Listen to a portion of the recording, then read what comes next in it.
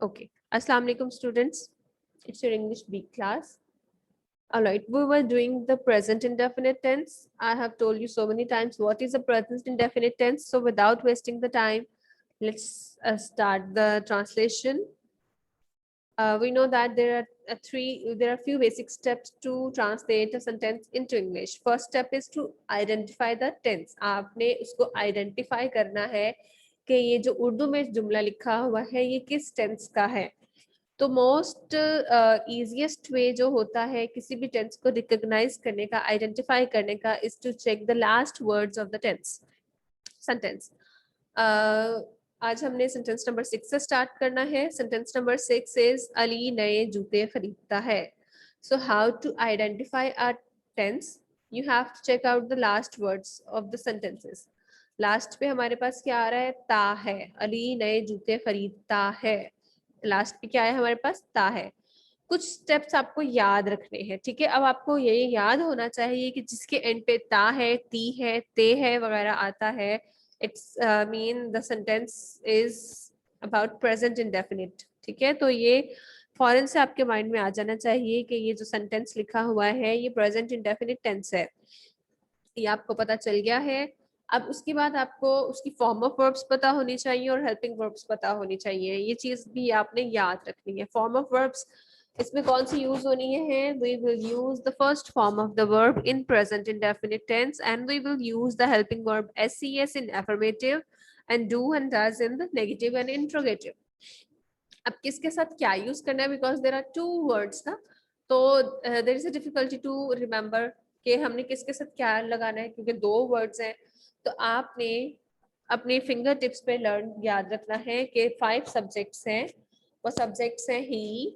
Subjects mean the doer of action. अगर हमारे doer of action in 5 में से एक है, कोई भी एक है, तो आपने इनके साथ SES ऐड करना है अफर्मेटिव में, और नेगेटिव इंट्रोगेटिव में आपने इनके साथ डज ऐड करना है. वो 5 सब्जेक्ट्स कौन कौन से हैं? ही, she, it, name, any name और a singular noun. अगर आपका सेंटेंस इन 5 में से किसी एक से स्टार्ट हो रहा है तो इट्स मीन के अफर्मेटिव में आपने इसके साथ SES ऐड करना है.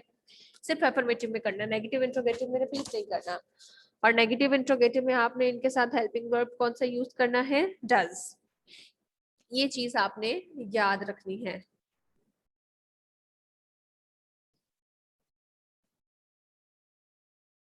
So the first step is done. Ali नए जूते खरीदता है. आइडेंटिफिकेशन हो गई है कि ये प्रेजेंट इंडेफिनिट टेंस है. उसके बाद अब आपने इसको ट्रांसलेट करना है, तो इसकी अरेंजमेंट क्या होगी? You have to write the subject first of all. सबसे पहले आपने सब्जेक्ट लिखना है. देन आपने सब्जेक्ट क्या है इसमें? Subject means the doer of action. Who is the doer of, who is doing action? Ali. So you have to write Ali at the beginning. उसके बाद अफर्मेटिव में हमने वर्ब ऐड करना है. वर्ब की first form. Verb means the action. Ali क्या काम कर रहा है इसमें? अली खरीद रहा है. ठीक है, तो बाय. और इसके साथ you can see S use हुआ है. एस क्यों ऐड हुआ है? बिकॉज अली उन 5 सब्जेक्ट्स में से एक है जिनके साथ हम एस ऐड करेंगे. नेम है ना अली, इसलिए हम इसके साथ एस ऐड करेंगे. अली बायस. वर्ब ऐड हो गया. अब जो रिमेनिंग पार्ट है, द रिसीवर ऑफ एक्शन है, यानी कि जो खरीदने का काम है, वो क्या है? New shoes. That is the object. So you have to write the object after the subject. Ali buys new shoes. Don't forget to punctuate. Don't forget to write it with the capital letter, and don't forget to place full stop. How to make a negative one? Ali नए जूते नहीं खरीदता है. Negative में हमने क्या इसमें add करना है? डू डज में से डज ऐड करना है. और ऑब्वियसली नॉट का वर्ड तो यूज करना ही करना है क्योंकि नेगेटिव सेंटेंस है. तो हमने अच्छा डज नॉट इसमें हमने ऐड करना है, लेकिन डज नॉट हम किधर ऐड करेंगे? After the subject. अली है, अली के बाद ये सब्जेक्ट है, इसके बाद यहाँ पर हमने डज नॉट ऐड किया. ठीक है, अली डज नॉट. अब SES सिर्फ अफर्मेटिव में यूज करना है. यहाँ पे आप देखेंगे बाय बिल्कुल सिंपल लिखा हुआ है, बायज नहीं लिखा हुआ, क्योंकि नेगेटिव और इंट्रोगेटिव में SES हम यूज करते ही नहीं है, बिल्कुल ही नहीं करते. चाहे वो उन सब्जेक्ट्स में से है या नहीं है, हमने बिल्कुल यूज नहीं करना नेगेटिव और इंट्रोगेटिव में SES. हमने सिर्फ और सिर्फ अफर्मेटिव में यूज करना है. ठीक है, Ali does not buy new shoes. Remaining arrangement जो है वो सेम है, बाकी सब कुछ सेम है, सिर्फ हमने इसमें क्या ऐड किया है, does not, to make a negative sentence. Number third है, क्या अली नए जूते खरीदता है। इसको कैसे करेंगे, how to make an interrogative one. To make an interrogative sentence, you need to place the helping verb at the beginning of the sentence.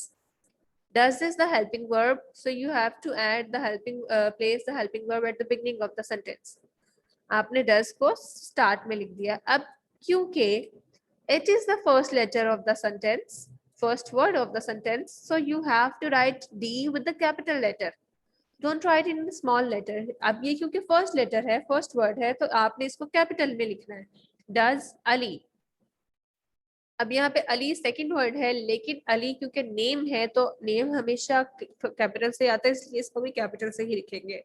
ये बहुत कॉमन मिस्टेक है कैपिटल स्मॉल लेटर की इंट्रोगेटिव सेंटेंस में। Does Ali buy new shoes, question mark. Without question mark, without full stop, your translation is incomplete. ठीक है, punctuate करना जरूरी है। नंबर नेक्स्ट इज, मैं अपनी गुड़िया के साथ खेलती हूँ। सब्जेक्ट क्या है, आई।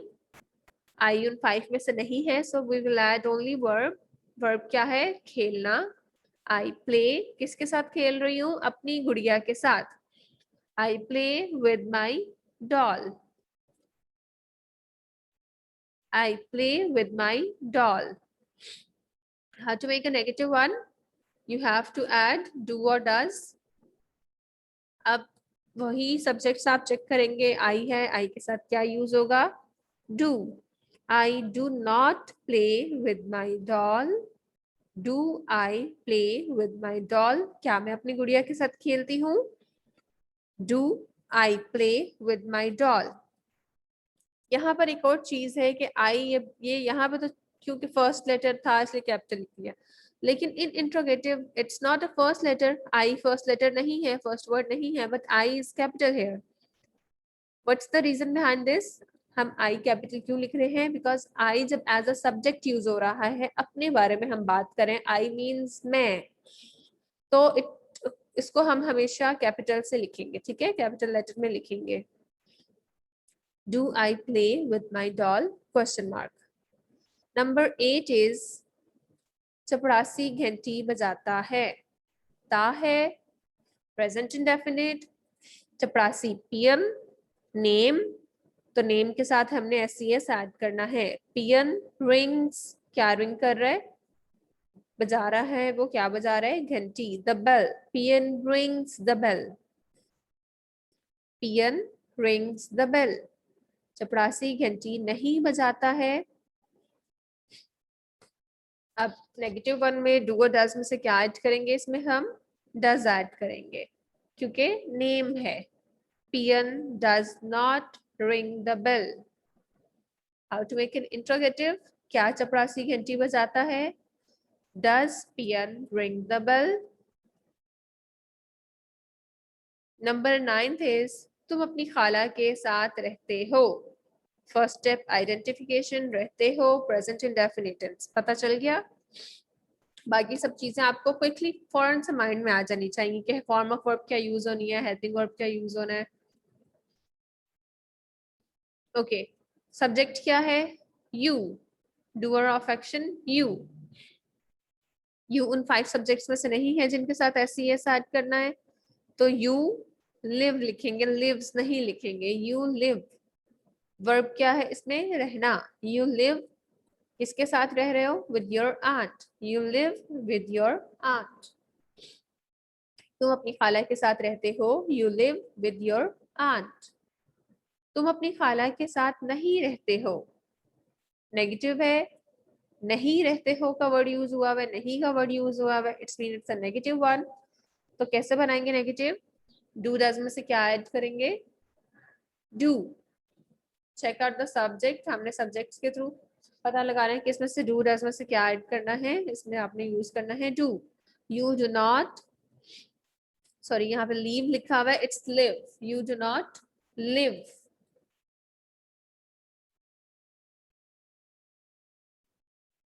It's live LIVE, not leave, ठीक है। Make a correction here. अगर आपके होमवर्क पे भी ये एज इट इज है तो please make a correction. You do not live with your aunt. AUNT, aunt. Number next is, क्या तुम अपनी खाला के साथ रहते हो? आपको कैसे पता चला है कि ये इंट्रोगेटिव सेंटेंस है? इसमें आपसे क्वेश्चन पूछा जा रहा है क्योंकि इसमें क्या वर्ड यूज हुआ हुआ है? क्या। यूजली क्या से स्टार्ट होने वाले सेंटेंसेस हमारे इंट्रोगेटिव सेंटेंस होते हैं, मतलब इसमें आपसे कोई क्वेश्चन किया जा रहा है। क्या तुम अपनी खाला के साथ रहते हो? Do you live with your aunt? Question mark. Next is, माहीगीर मछलियां पकड़ता है। पकड़ता है, प्रेजेंट इंडेफिनिट। सब्जेक्ट क्या है? माहीगीर मीन्स द फिशरमैन। अब फिशरमैन नेम है ना, तो अब इसके साथ हम SES ऐड करेंगे या नहीं करेंगे? इसके साथ SES ऐड करेंगे। फिश और SES हमने वर्ब के साथ ऐड करना होता है, वर्ब के साथ इसको लगाना होता है, ठीक है। सब्जेक्ट तो एज इट इज रहता है, SES जो हमने ऐड करना है, you have to add it with the verb.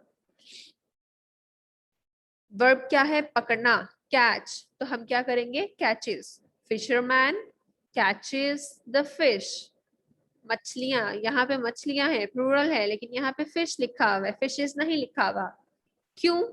के फिश का प्लूरल फिश ही होता है, फिशेस नहीं होता। कॉमन मिस्टेक है ये भी बहुत ज्यादा, इसलिए मैं बता रही हूँ। Fisherman catches the fish, plural of fish is fish, not fishes. Fisherman catches the fish. Affirmative हो गया। नेगेटिव कैसे पता चला कि नेगेटिव सेंटेंस है? क्योंकि इसमें नहीं का वर्ड यूज हुआ हुआ है। अब नहीं का वर्ड यूज हुआ हुआ है, हमें पता चल गया नेगेटिव है, लेकिन अब हमें ये कैसे पता चलेगा कि इसके साथ डू डज क्या ऐड करना है? Check out the subject. Subject हमें बताएगा कि इसके साथ डू ऐड करना है, डज ऐड करना है, क्योंकि हमारे पास सिर्फ 5 सब्जेक्ट्स हैं जिनके साथ डज ऐड होता है, ठीक है। और वो 5 कौन कौन से हैं? ही, शी, इट, नेम और सिंगुलर नाउन। तो fisherman name, singular noun. Fisherman does not catch the fish. Fisherman does not catch the fish. क्या माहीगीर मछलियां पकड़ता है? Does fisherman catch the fish? Question mark. मैं सुबह सवेरे उठता हूँ। आइडेंटिफिकेशन हो गई। ता हूँ, सब्जेक्ट कौन? मैं, आई। अब यहाँ पे आई जहां पे भी आएगा, आई मीन्स मैं, तो उसको आपने कैपिटल से लिखना है, आई। अब वर्ब क्या है इसमें? उठना, वेक अप। आई के साथ हमने SES ऐड नहीं करते, जब आई यूज हो रहा हो तो वर्ब के साथ SES ऐड नहीं करना। आई वेक अप। कब वेक अप? सुबह सवेरे, early in the morning. I wake up early in the morning. मैं सुबह सवेरे नहीं उठता हूँ। I do not. आई के साथ क्या यूज करते हैं? Do not. I do not wake up early in the morning. क्या मैं सुबह सवेरे उठता हूँ? Do I wake up early in the morning. इसमें डी फर्स्ट वर्ड है इसलिए कैपिटल है, और आई मीन्स मैं, सब्जेक्ट आई है, आई मीन्स मैं, तो इट्स ये भी कैपिटल आएगा। Do I wake up early in the morning? Question mark. Number 12 is, वो सुबह अपना मुंह, हाथ और हाथ धोती है। फर्स्ट स्टेप आइडेंटिफिकेशन, टी है, सब्जेक्ट वो।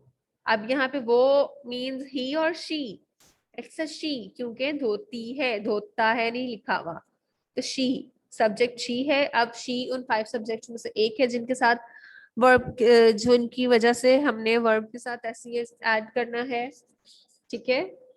वर्ब क्या है इसमें? काम क्या हो रहा है? धोना। शी वॉश और she washes. She washes, ES हमने ऐड किया because of the subject is she. She washes, क्या वो धो रही है? हर फेस एंड हैंड्स। कब? In the morning.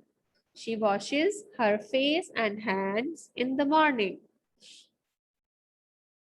वो अब सुबह अपना मुंह और हाथ नहीं धोती है। शी डज नॉट, हमने क्या इसमें यूज करना है हेल्पिंग वर्ब डू डज में से does not. She does not wash, यहाँ पे अब वॉश ही आएगा क्योंकि नेगेटिव में और इंट्रोगेटिव दोनों में check out there is wash only, washes नहीं लिखा हुआ, बिकॉज नेगेटिव और इंट्रोगेटिव में हमने एस और एस यूज करना ही नहीं है, बिल्कुल ही नहीं करना। ठीक है, हमने सिर्फ और सिर्फ एफर्मेटिव में ही यूज करना है, इसलिए यहाँ पे आपने ये नहीं देखना कि शी है एस ई एस यूज होगा। नो, नेगेटिव और इंट्रोगेटिव में हमने बिल्कुल देखना ही नहीं है कि इसमें एस ई एस यूज हो रहा है या नहीं, हमने सिर्फ इसमें डू डस चेक करना है। एस ई एस सिर्फ और सिर्फ एफर्मेटिव में यूज करते हैं। She does not wash her face and hand in the morning, full stop. क्या वो सुबह अपना मुंह और हाथ धोती है? Does she wash her face and hands in the morning? Question mark. The next one is वो दीवार से छलांग लगाता है। Identification ता है। Subject वो means यहाँ पे the boy, क्योंकि लगाता है लिखा हुआ है। He jump और jumps, छलांग लगा रहा है, इसमें काम क्या हो रहा है? छलांग लगाने का। He jump और he jumps, yes he jumps, क्योंकि सब्जेक्ट ही है। he jumps कहाँ से छलांग लगा रहा है? दीवार से। over the wall, he jumps over the wall, वो दीवार से छलांग नहीं लगाता है। he does not jump over the wall, क्या वो दीवार से छलांग लगाता है? does he jump over the wall? Okay. The next sentence we will do it tomorrow. From number 14 to 20. We will do it on tomorrow. Okay. Now, if you have any questions, you can ask me.